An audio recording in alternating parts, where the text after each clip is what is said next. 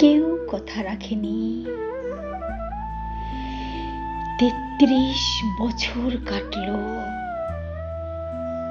কেউ কথা রাখেনি। ছেলেবেলায় এক বষ্টমী তার আগমনী গান হঠাৎ থামিয়ে বলেছিল, শুক্লা দ্বাদশীর দিন অন্তরাটুকু শুনিয়ে যাবে। কিন্তু সেই বষ্টমী আর এলো না। ২৫ বছর প্রতীক্ষায় আছি।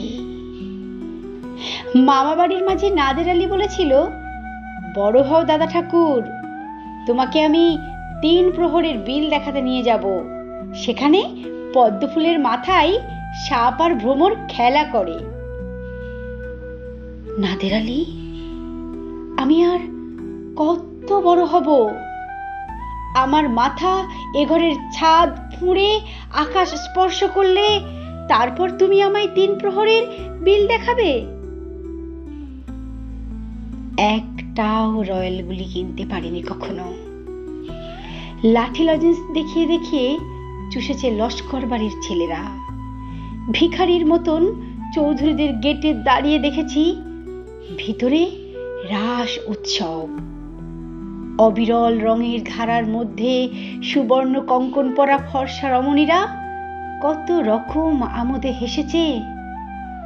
আমার দিকে তারা ফিরেও চায়নি। বাবা আমার কাঁধ ছুঁয়ে বলেছিলেন, দেখিস একদিন আমরাও।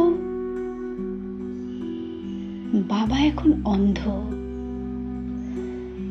আমাদের দেখা হয়নি কিছুই।